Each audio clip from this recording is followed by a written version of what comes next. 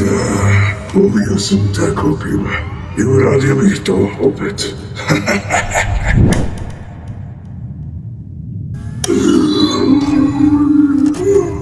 Nisam siguran da poštuješ moju teškoću pričanja.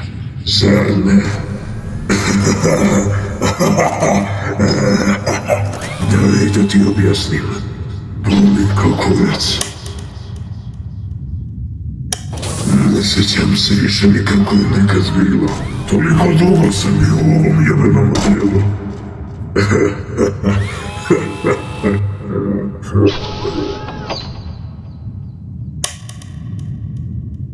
Znaš, udjelo se ponekad iskrati sam od se.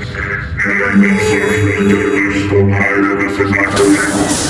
Nije vukla.